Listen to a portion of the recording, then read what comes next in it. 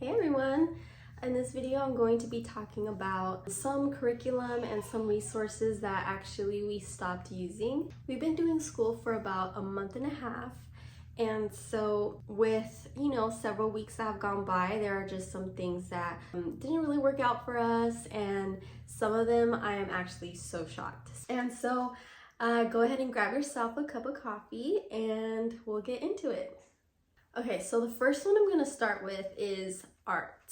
And this one is, if you watch my videos before, you'll know that that's not very surprising. I always talk about how my son is just not really into art, in particular like drawing and painting, coloring, that sort of thing.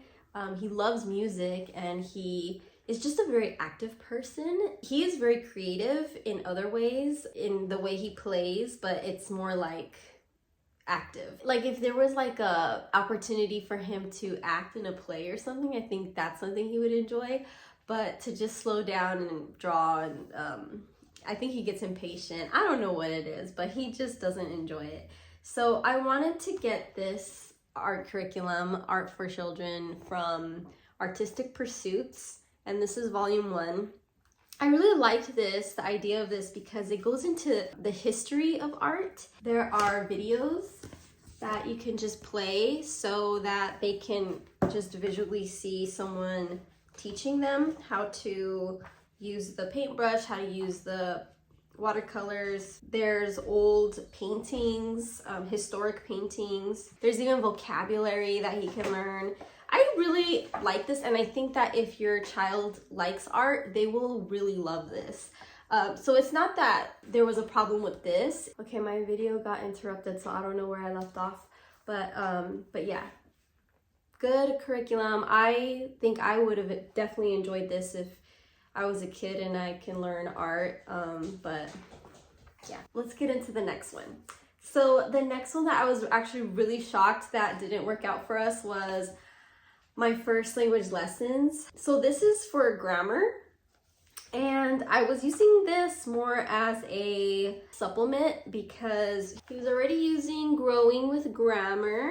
This is definitely more of like a workbook, worksheet style, where it just gives a really short lesson on the top and then he can kind of fill it out for the rest of the page. Whereas this book, it's a lot more gentle because, for one thing, the first half of the book, there's no writing involved or worksheet type of thing. It's more just oral lessons. You're just having a conversation with your child. And then there's like poems that they can memorize.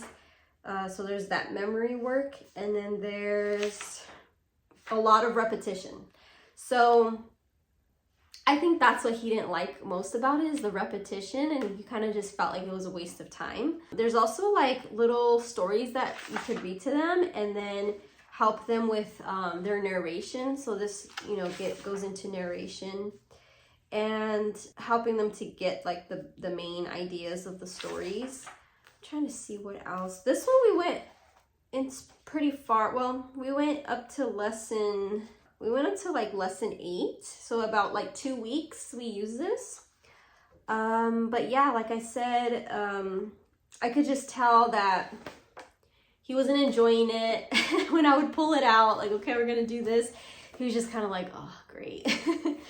And so I just, compared this one to the other one we were using, and the other one was just straight to the point and he could just fill it out, and he enjoyed that more. So this one, it depends on the person. It depends on the child. If the child likes something more gentle and likes to have that conversation and likes to narrate and memorize the poems and do those kind of things, I think they would really enjoy this because it's slower, but it's actually really good because it uses a lot of repetition. The other book does too use repetition, but it's not, it's more straightforward than this one. This one kind of repeats everything all over again, and the other one just kind of does it more simple, I guess. Again, it's not the fault of this actual book. It's just more the type of person it would fit, and it just didn't fit my son. Lastly, I don't have like a physical copy of this, but it's the Jot It Down from Brave Writer. This was gonna be another supplement for writing.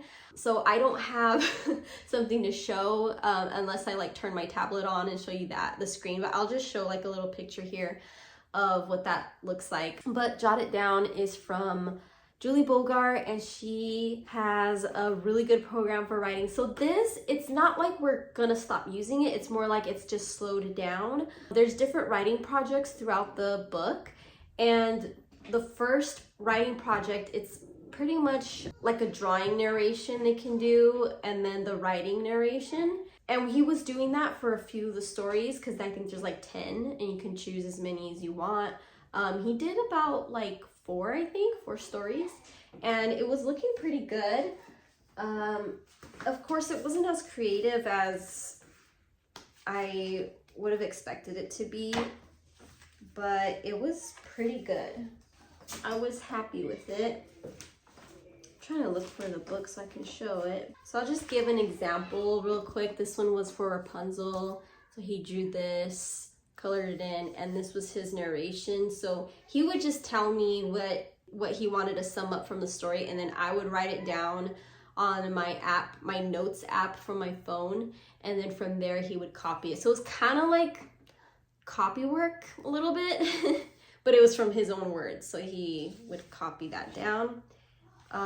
This one was Goldilocks and the Three Bears. I drew this. I drew Goldilocks, and then he drew the bear and the bowl.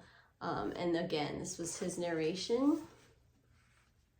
Wow, he wrote really neat there. I'm like, I'm just looking at it right now. I'm like, wow, I'm impressed. Sometimes he writes so neat.